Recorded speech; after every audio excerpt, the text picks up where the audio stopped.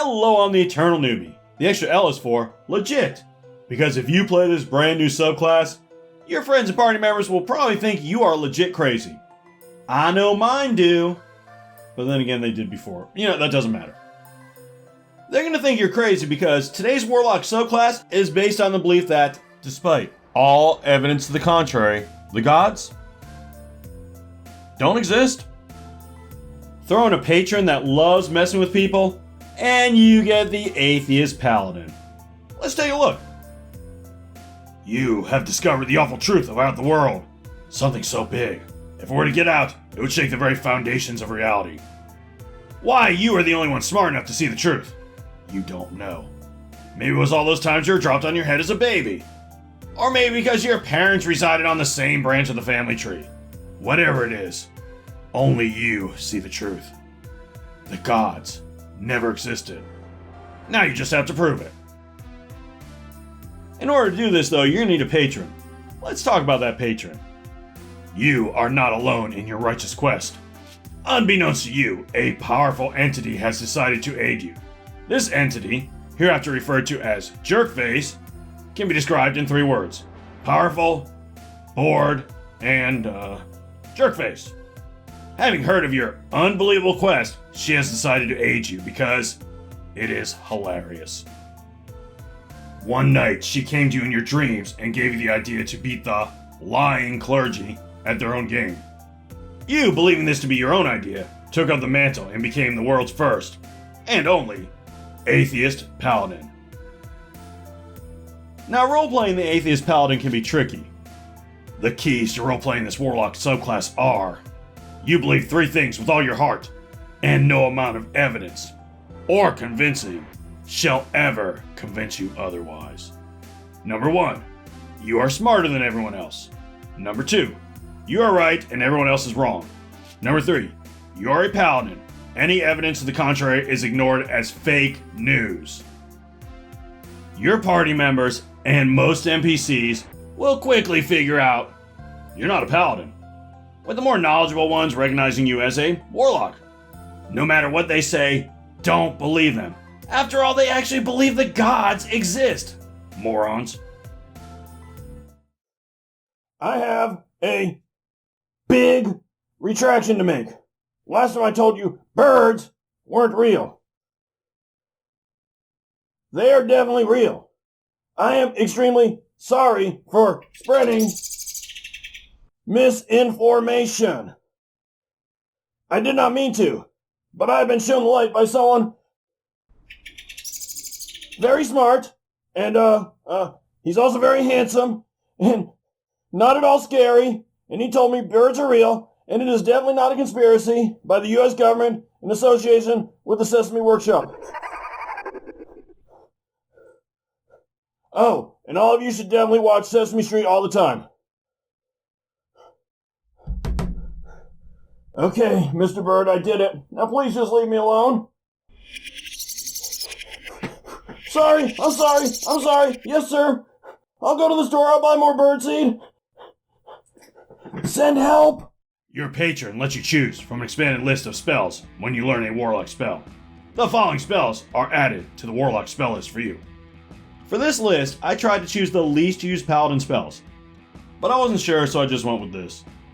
At first level, you get Compel Duel and Detect Poison and Disease. Second level is Gentle Repose and Magic Weapon.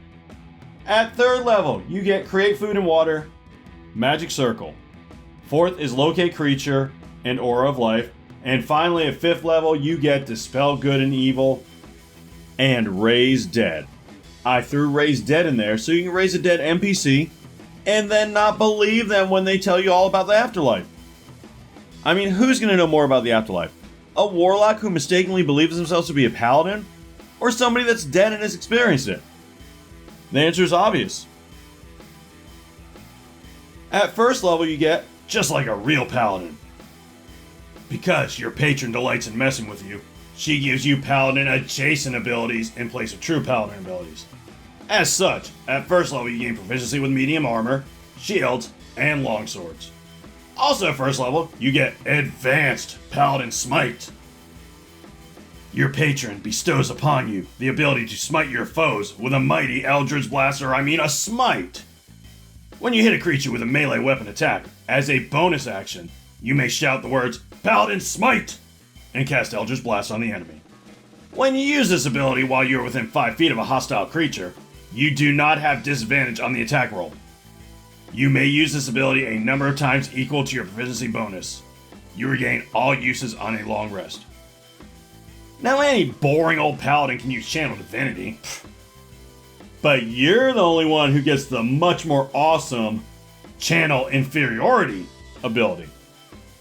At 6th level, you have gained the following Channel Inferiority options. You may choose to use either of these options once per long rest. The first option is Amuse Undead. As an action, you target all undead creatures you can see within 30 feet of you and attempt to turn them. The targets must make a wisdom saving throw or burst into a fit of laughter at your strange attempts to turn it. On a failed save, the creatures fall prone, becoming incapacitated and unable to stand up for the duration. At the end of each of its turns, and each time it takes damage, the target make another wisdom saving throw. The target has advantage on the saving throw if it is triggered by damage. On a success, the effect ends. And if that one doesn't tickle your fancy, you can use the next option instead. It is called Do Your Research. As a reaction, you may attempt to prevent a creature you see from healing. When you see a creature attempt to regain hit points, you may shout, Research shows healing is actually poison! At it. The creature must make a wisdom saving throw. On a failed save, the target may not regain hit points until the beginning of the next round of combat. He's gone. Now I'm gonna drop a truth bomb on you. That's truth with a capital T. So you know it's super important. Because as history has always shown us, and the internet, only super awesome people use a capital T every time they write truth, and not total tool bags. This is a truth I may be murdered for telling you. But being brave has no price. Plus I'm a werewolf and almost impossible to kill. First of all, I ain't afraid of no bird, no matter how big he is. Also, the birds aren't real. That is true.